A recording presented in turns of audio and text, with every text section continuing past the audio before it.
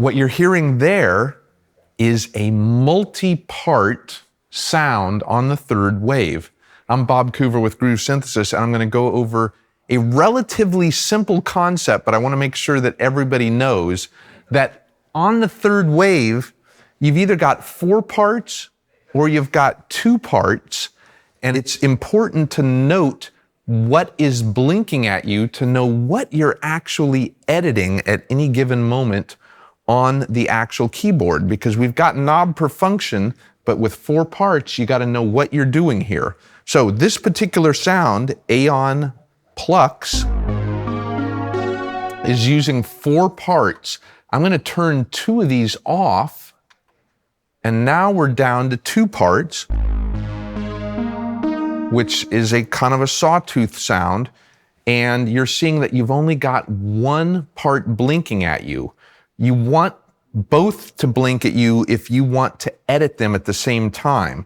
In this case, I'm going to hit the mode button, and we're going to drop in, and we're going to see that we've got pan of -50 to +50. We're hard panned on this patch, left and right, and that is giving it part of the stereo spread that you're hearing, and we'll go into that a little bit more later. But that means that we've got the same sound on the left and right, so I want to be editing that at the same time. So what am I going to do? I'm going to double click it. Now they're both blinking at us at the same time, and that means if I grab a knob, it's editing everything all at once, and that is important. Now, if I actually have one of these not blinking, which you see again here, the other way to get this to edit is just hold the mode button down and hit the other button. Now they're both blinking. So you can either double click it or do it with the mode button down to get there. Now, what else is going on here? If I hit the mode button again, you will see we've got, for the 4 parts, the volume of each part. And if you hit that same button again, it says tuning. You can detune not only the oscillators, but you can actually detune the parts against each other. So let's...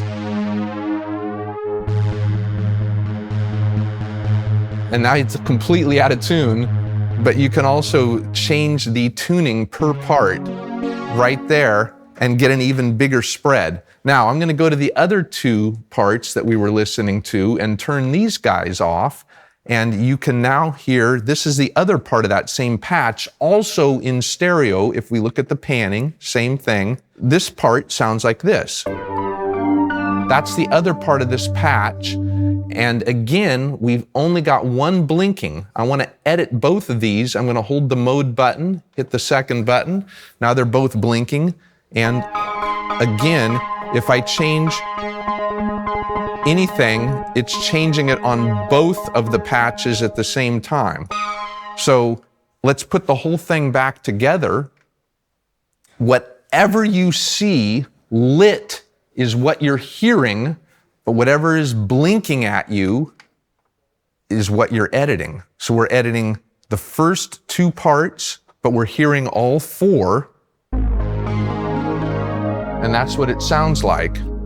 The other items in this mode area, when I hit mode, we've got the volume per part, we've got the tuning per part, which we went over, we've got the pan per part. You can put it anywhere you want. If you have the panning in the middle position, then you are actually using the pan spread knob over here to control whether it's ping-ponging back and forth. That's the old school PPG way of doing it. But if you actually want a static pan position, that's what you get here. You also got parts. So that's how you assign what you're hearing here.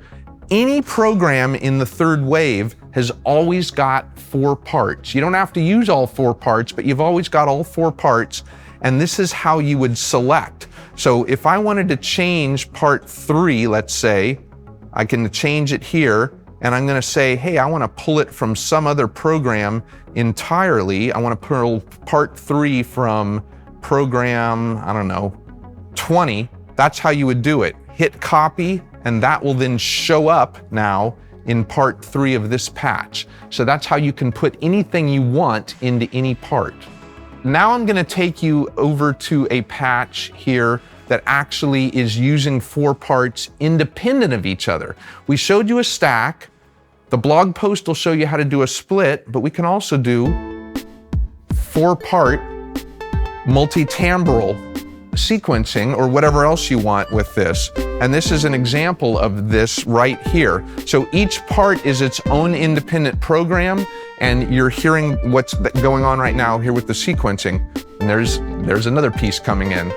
So again, go to the blog post, take a look at what else happens with multi-part editing, and find your dealer for your third wave.